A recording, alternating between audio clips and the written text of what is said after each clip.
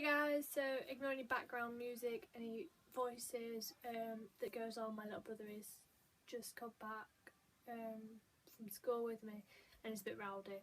Anyway, today's topic is what first happens when you go to the doctors about your self-harm.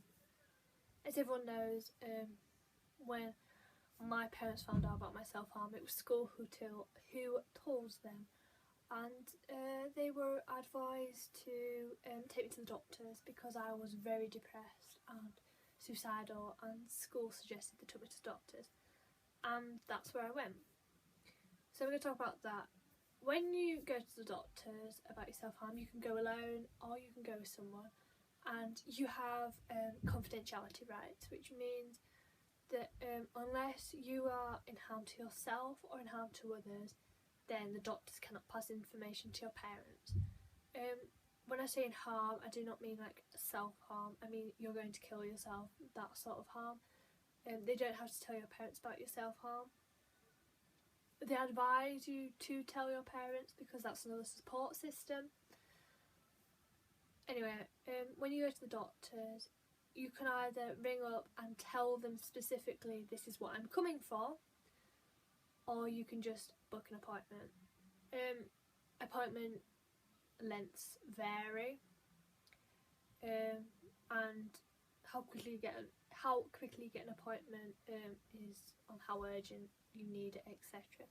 So I got an appointment because my dad insisted I got an appointment the same day. I went to the doctors, I sat in the room with my parent next to me, and what they'll ask you probably 9 out of 10 times is what you're here for, and you tell them. Doctors are not judgmental, and a lot of people say, oh well, doctors, they always judge you and I don't trust them. The thing is, doctors can't judge you, and that is part of their job, is they're not allowed to judge you, etc.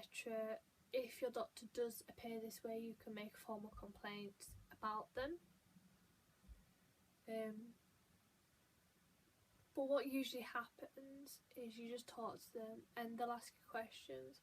So I was asked what I was there for, my dad told them, and they'll ask how long you've been doing it, how your mood's been, what you use, how frequently you do it, what time of night you might do it, who knows, maybe. I was asked that. They then might ask to see them. You can say you don't want them to look at them,